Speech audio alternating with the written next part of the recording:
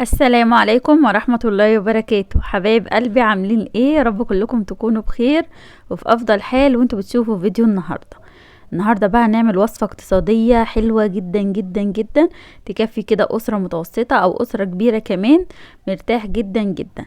لو عندك بس نص صدر فرخة او عندك ربع كيلو من البانيه هتعملي وصفة تحفة هتكفي كل العيلة. يا رب كده الفيديو يعجبكم، حطوا له لايك لو عجبكم، ولو اول مرة بتشوفوني اهلا وسهلا بيكم. ما تنسوش تشتركوا في القناة وفعلوا الجرس على الكل لو حابين يوصلكم مني كل فيديو جديد. سيبولي اي كومنت صغير منكم عشان ادخل وارحب بيكم. نقول بسم الله الرحمن الرحيم، نشوف الطريقة مع بعض. اول حاجة انا حطيت كده في الكبة بصلتين صغيرين او بصلاية واحدة كبيرة. معايا هنا كمان نص كوباية من البرغل، انا غسلتها ونقعتها كده لمدة نص ساعة وبعد كده صفيتها كويس جدا من المية ونزلت على البصل في الكبة بالشكل اللي انتوا شايفينه ده. حطيت كمان مكعب مرق تقدري تستغني عنه وتعوضيه بالملح. تمام. بعد كده هنا دي هريسة بس شطة، فلفل اخضر على احمر على توم. تمام. لكن الهريسة طبعا معروفة ان هي بتبقى فلفل احمر وحاجة بسيطة من التوم، لكن دي انا عاملاها احمر واخضر وتوم. تمام. خدت منها معلقة كبيرة، لو مش متوفرة يبقى هتاخدي كام فص توم مع قطعة فلفل احمر وقطعة فلفل اخضر.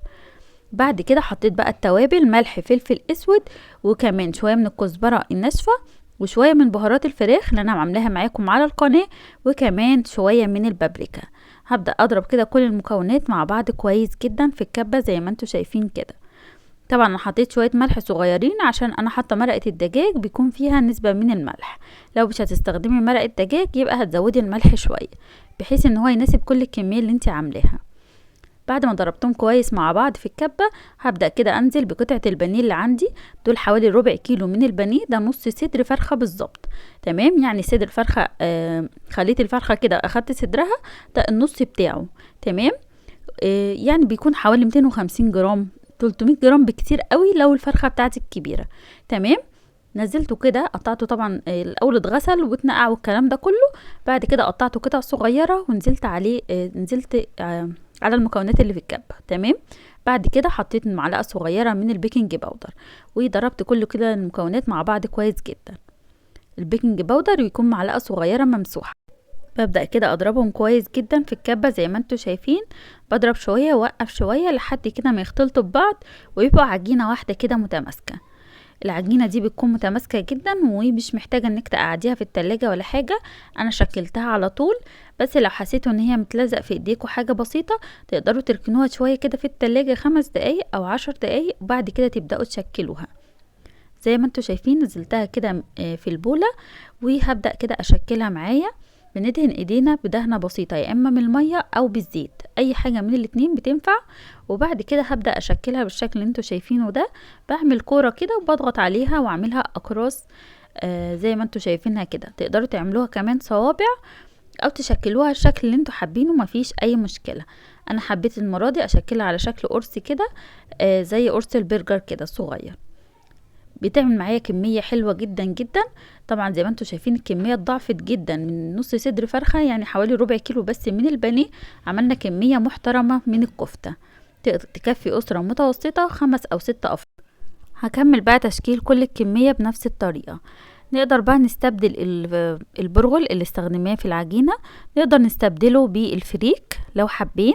تمام. الفريك اللي بنحشي بيه الحمام برضو بيتنقع وبتغسل وبيتنقع بنفس الطريقة بالظبط وبنعمل نفس الخطوات. تقدروا كمان تستبدلوه بفول الصويا وعملتها معاكم قبل كده على القناة. تقدروا كمان تستبدلوه بشوية كده من البقسماط المطحون. تمام. دي كده كل الكمية اللي طلعت معايا، كمية حلوة جدا جدا. ممكن نقليها كده على طول، ممكن كمان نسيبها شوية في الفريزر او في التلاجة تمسك نفسها شوية. بس انا قليتها تقريبا او سبتها يعني حاجة بسيطة خالص في التلاجة وبعد كده قليتها. بجيب كده طاسة بحط فيها كده شوية من الزيت على كده معلقة من السمنة او الزبدة صغيرة خالص. كمية الزيت بتكون قليلة جدا زي ما انتوا شايفين، مش كتير ولا حاجة. ببدأ كده ارص الاقراص بتاعة الكفتة بتاعتي في الصينية زي ما انتوا شايفين.